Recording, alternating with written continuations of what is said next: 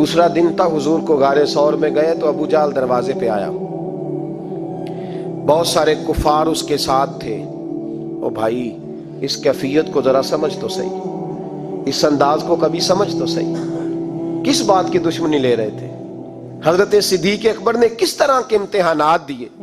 سارے کفار کٹھے ہو کے کہتی ہیں میرے دروازے پہ آ گئے، دستک دی، میں باہر آئی۔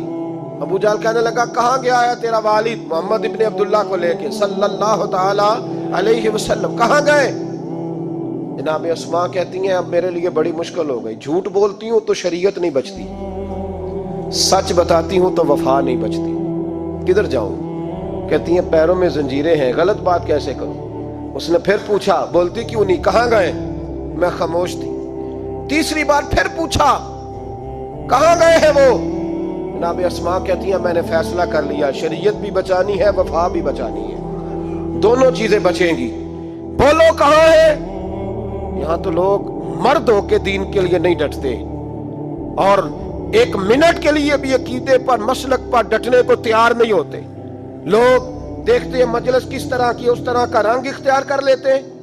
جناب اسماء ڈٹ گئی، جناب صدیق اکبر کی صاحبزادی، اور کہتی ہیں ابو جہل نے جب کہا نا بتا کہاں ہے، فرماتی ہیں پتہ نہیں خدا نے مجھے کتنی قوت عطا فرمائی، میں بولی اور بول کے کہا میں ابو بکر صدیق کی بیٹی ہوں، میں جھوٹ نہیں بول سکتی۔ کہنے لگی ابو جہل سن، مجھے پتا ہے وہ دونوں کہاں ہیں، پر میں تمہیں بتاؤں گی کوئی نہیں، مجھے پتا ہے پر میں تمہیں، وہ ہلکا یارا تو بریشم کی طرح نرم، رزم حق و باطل ہو تو فولاد ہے مومن، پتا ہے مجھے وہ کہاں ہے، پر جرت ہے تو پوچھ کے دکھا۔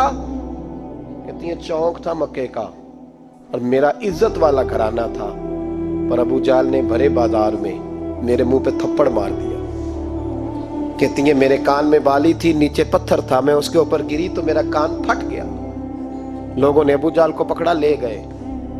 فرماتی ہیں وہ آزمائش بھی میں نے دی، امتحان بھی دیا، پھر میں اندر آئی اور میں نے پھر اپنے اس بہتے خون کو اپنے کپڑے کے ساتھ صاف کیا، منہ کو لپیٹا اور پھر میں کھانا پکانے لگی۔ کہتی ہیں اسی طرح کھانا پکایا، اسی طرح تیاری کی۔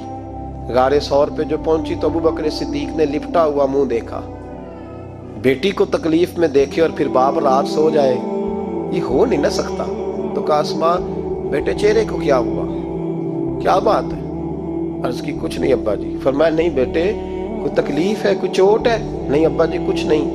حضور نے فرمایا اسماء کھول نہ بیٹے چہرہ کیا ہے؟ جناب اسماء نے کپڑا ہٹایا تو خون بہنے لگا۔ کیا ہوا؟ عرض کی حضور کچھ نہیں، ابو جہل آیا تھا، پوچھتا تھا، کیا بتاتی؟ جھوٹ بولتی تو شریعت میں اجازت نہیں تھی، بتا دیتی تو آپ کو تکلیف ہوتی۔ اس نے نا بڑے چوک میں تھپڑ مارا، میرا کان پھٹ گیا۔ حضور میں نے کچھ بتایا نہیں۔ نبی کریم سید عالم علیہ الصلوۃ والسلام کے ہاتھ اٹھے اور عجیب دعا دی حضور نے، کہا اللہ